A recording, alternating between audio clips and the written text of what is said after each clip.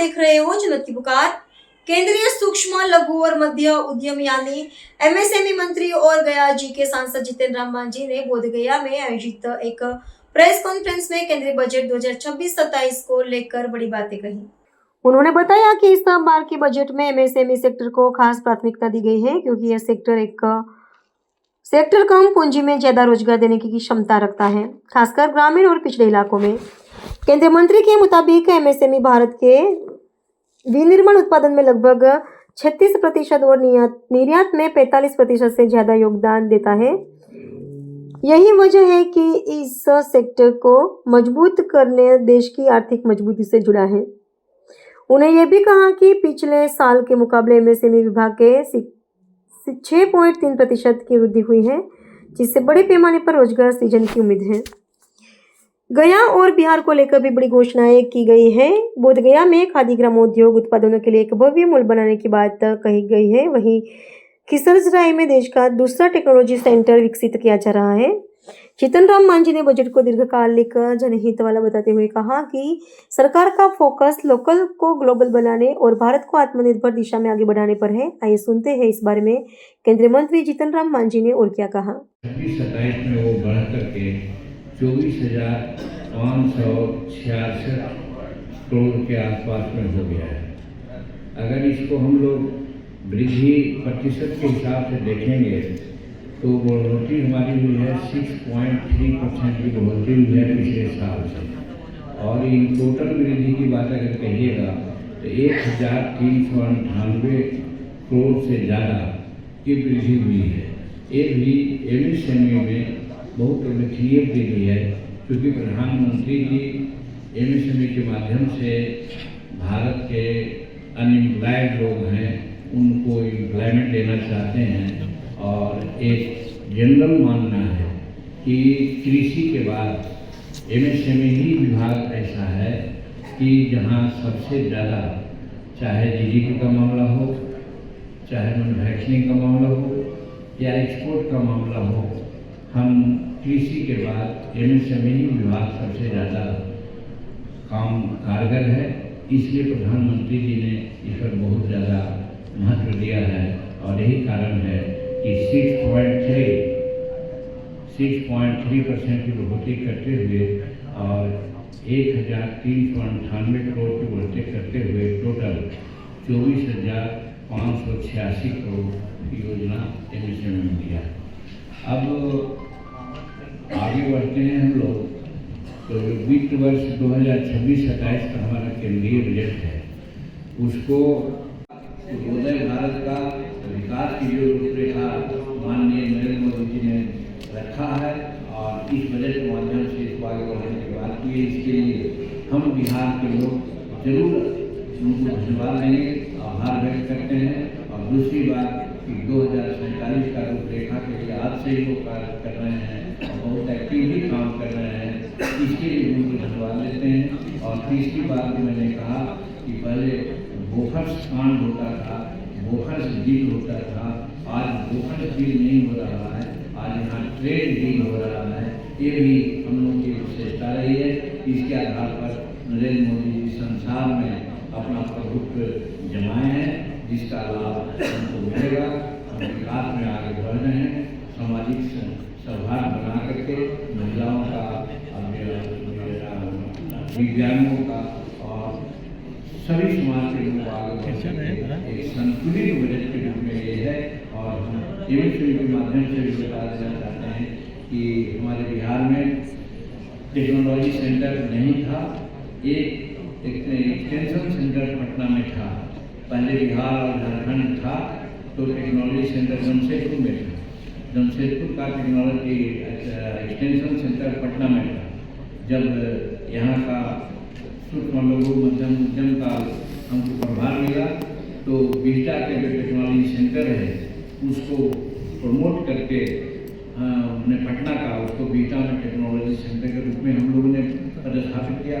सभी मशीन आ गए हैं, कार्य शुरू हो गया है।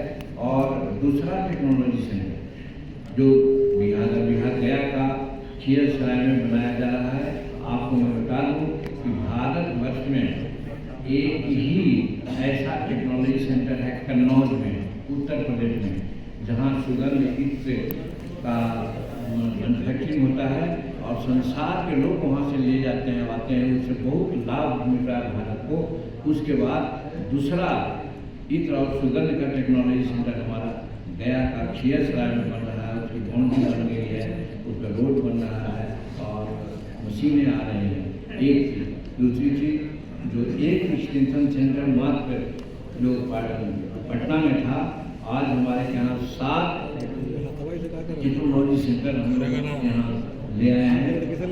वहाँ चर्चा होती है कि समूचे भारत में मात्र 16 या 17 टेक्नोलॉजी सेंटर हैं, उसमें 7 टेक्नोलॉजी सेंटर बिहार में ही जा रहा है, जिसमें राजगीर में है, पूर्णिया में है, भागलपुर में है, बक्सर में है, दरभंगा में है। इस तरह से मतलब सूक्ष्म उद्यम के चलते भी हम लोग काफ़ी बिहार को आगे बढ़ाने का काम कर रहे हैं। और तीसरी चीज़, जिस प्रकार से MSME में होता है कि छोटे छोटे इंटरप्रेन्योर्स को ट्रेनिंग देकर के आगे बढ़ाते हैं, तो उसमें शेड्यूल कास्ट का भी योगदान होना चाहिए। उसके लिए हमारे विभाग में शेड्यूल कास्ट का शेड्यूल कास्ट हर से एक संस्था जो सोच बिहार में नहीं था, सिर्फ भारत में सब मिला करके 15 हमारे शेड्यूल कास्ट हब थे। 16वां आपका बिहार में और बोधगया यूनिवर्सिटी में ही उसको हम लोग स्थापित कराया है, वो काम हो रहा है। तीसरी चीज KVI जिसको कहते हैं, ग्रामीण उद्योग और कमीशन और खादी उद्योग, उसके तहत भी गया में ही एक एक्सपीरियंस सेंटर उसी तरह से कहा गया है कि 2026-27 में पूंजीगत व्यय बढ़ाकर 1.22 लाख करोड़ किया गया है, जो अवसंरचना जोखिम गारंटी का कोष का प्रस्ताव है। निर्यात में भी हम लोगों ने काफ़ी जोर दिया है, खासकर MSME में। जैसा आपको कहा है कि निर्यात हमारा लगभग 34 पॉइंट समथिंग है, तो इस तरह से भी आगे हम लोग बढ़ रहे हैं। और एक बात जो प्रधानमंत्री जी का है, MSME के माध्यम से ही पूर्वोदय की कल्पना होने के लिए आज तक कोई प्राइम मिनिस्टर खास करके पूर्व के राज्यों का और पूर्वोत्तर राज्यों का विकास के लिए बहुत सोचने का काम नहीं किया था।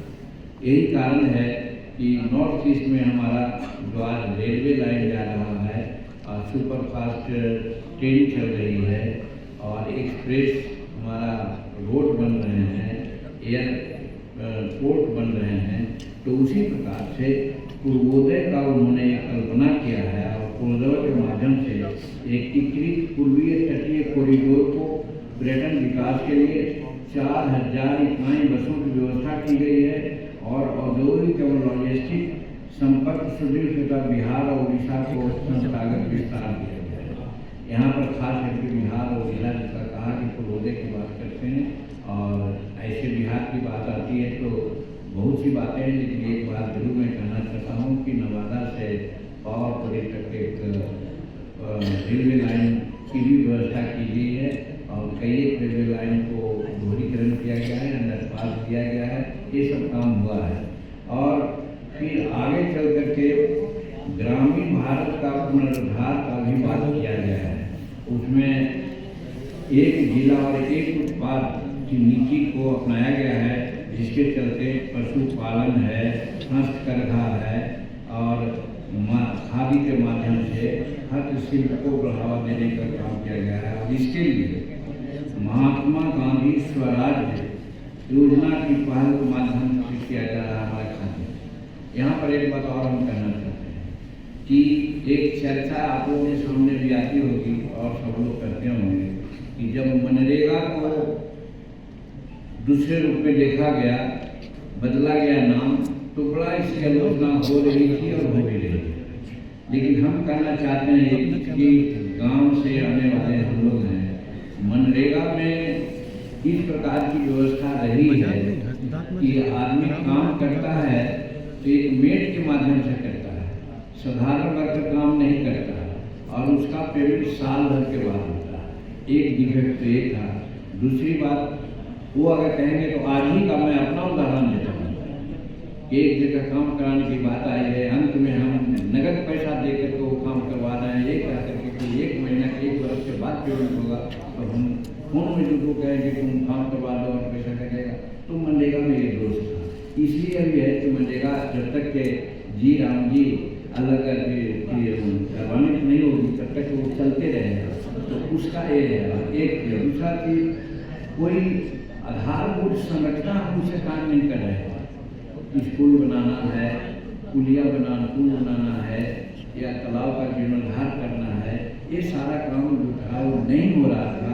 इसलिए उसको बाजार हटा करके एक जी राम जी किया। जी राम जी का मतलब है गारंटी फॉर रोजगार एंड आजीविका।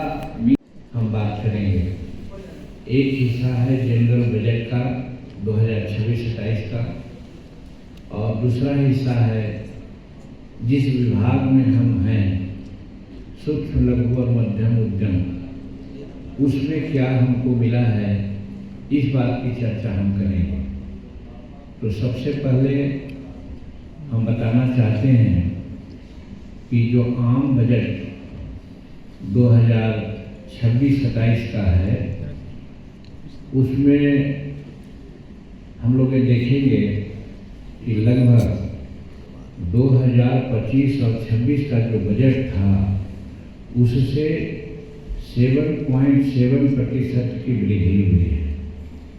अगर इस आंकड़ों में देखेंगे तो 2025-26 में हमारा बजट था 49.65 लाख करोड़, मतलब 49.65 लाख करोड़, जो बढ़ करके 2026-27 में हो गया है 53.47 लाख करोड़, यानी बजट की वृद्धि 3.82 लाख करोड़ की हुई है।